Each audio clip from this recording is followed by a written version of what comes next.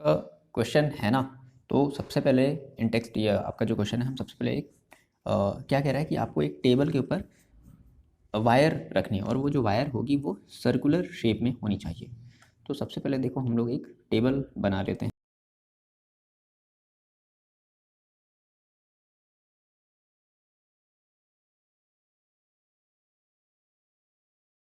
अब बैटरी आपको पता है कि क्या करेगी, करंट रिलीज़ करेगी प्लस से माइनस की तरफ। ये है प्लस, ये है माइनस।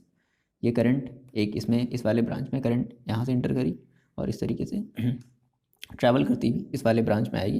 देन फिर से यहाँ से डाउन साइड में आएगी और फिर से ये बैटरी के अंदर इन कर जाएगी। ठीक है। अब यहाँ से आप देखो दो बातों को समझो। ये जो आपसे क्वेश्चन बोल रहा है कि find out the direction of magnetic field inside and outside by using right hand thumb rule, है ना। थंब रूल आपको अप्लाई करके बताना है। यहाँ पर जनरली दो केस होंगे। अब इन दो केस को समझने से पहले आपको ये समझना है कि देखो लूप की बात कर रहा है ना, inside and outside the loop. तो पहले हम लोग समझते हैं कि सर लूप क्या होता है। लूप का मतलब जैसे आपने एक ये सर्कल बनाया, सर्कल के अंदर वाला ये जो भी रीजन है ये आपका कहलाएगा इनसाइड, इनसाइड लूप, और ये कहलाएगा आपका आउटसाइड। ये जो भी बाहर आपको रीजन दिखाई दे रहा है ये होता है आउटसाइड लूप। तो अगर आप देखो तो ये जो सर्कल के अंदर वाला ये जो जितना भी आपको रीजन दिखाई दे रहा है ये सब इनसाइड, और ये जितना भी आपको रीजन दिखाई दे रहा है ये सब आउटसाइड है। ये बात समझ आ रही है ना। ये आपका पूरा का पूरा क्या है, ये आउटसाइड है, दैट इज आउटसाइड। लिखने की वैसे ज़रूरत नहीं है आपको, ये बात समझ में आ गई होगी। आउटसाइड, और ये सर्कल के अंदर क्या है, इनसाइड। तो कह रहा है कि जो सर्कल लूप के अंदर और लूप के बाहर आपको राइट हैंड थंब रूल का यूज़ करके बताना। अब देखो अब हमको यहाँ पे डिटेल में समझाएंगे कि कैसे यूज़ करते हैं राइट हैंड थंब रूल को। तो ये आपका राइट हैंड है। आप अपने राइट हैंड को बना लो। सबसे पहले अपनी कॉपी पर ये बना लेना है। राइट हैंड आपने निकाल लिया। अब हम पहले बात करते हैं, अगर हम इन साइड को अगर देखें, है ना, लूप के इन साइड, ठीक है। तो ये आपकी थंब है। आपने अपने थंब को कैसे रखना है, करंट की डायरेक्शन के अकॉर्डिंग। तो देखो थंब आपकी ये है और करंट देखो ऐसे है, तो आपने ऐसे रख दिया। जब आप अपने इस ये जो आपकी फोर फिंगर है, ये फोर फिंगर को जब आप प्रेस करोगे तो कहाँ प्रेस कर रहे हो, इस इनसाइड लूप को किधर की तरफ बताओ जरा प्रेस कर रहे हो। ये जो इनसाइड लूप है इसको आप किधर की तरफ प्रेस कर रहे हो, अंदर की तरफ। देखो ये हमारा जो है ना, इसको किधर की तरफ प्रेस कर रहा है, अंदर की तरफ। तो इनसाइड लूप में जो मैग्नेटिक फील्ड की डायरेक्शन होगी वो टेबल के अंदर की तरफ होगी, मतलब कि टेबल को पियर्स करता हुआ, मतलब भेदता हुआ नीचे की तरफ जाएगा, है कि नहीं। अच्छा जी।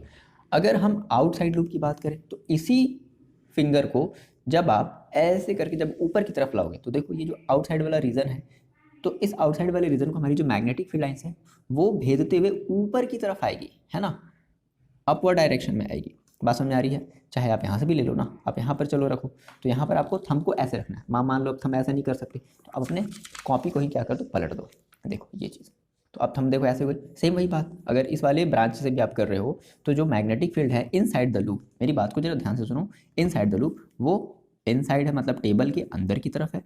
और फिर से अगर हम ऐसे करते हैं तो आउटसाइड द लूप, यानी कि ये वाला जो बाहर वाला जो रीजन है लूप के बाहर, उसमें आउटसाइड द लूप में वो टेबल के बाहर की तरफ हमारी मैग्नेटिक फील्ड आ रही है।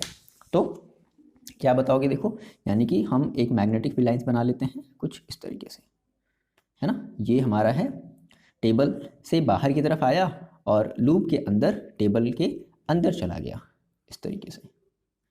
ये टेबल से बाहर मतलब आउटसाइड द लूप जो है टेबल के बाहर निकला और लूप के अंदर टेबल के ये अंदर चला गया। तो इस तरीके से आपकी जो मैग्नेटिक फील्ड लाइंस है वो ट्रैवल करेगी। अच्छा, सिमिलरली इस वाले भी रीजन में बता दूँ तो देखो क्या होगा, कैसे होगा ये, ऐसे होगा। टेबल के बाहर से आउटसाइड द लूप में ये बाहर निकला और टेबल के इनसाइड द लूप में टेबल के अंदर चला गया।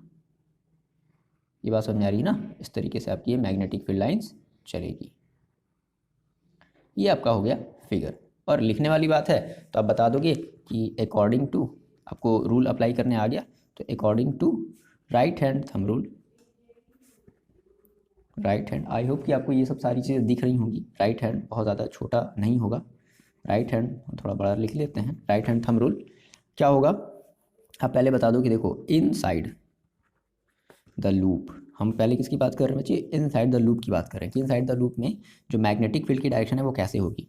तो ये क्या करेगी, ये जो मैग्नेटिक फील्ड लाइंस है मैग्नेटिक फील्ड लाइंस क्या करेगी, पियर्स करेगी, है ना, मतलब उसको भेदते हुए टेबल के नीचे चली जाएगी, इनसाइड टेबल के नीचे चली जाएगी, किसके, लूप के अंदर, ठीक है, pierce the table, pierce the table. अगर हम बात करें आउटसाइड द लूप की,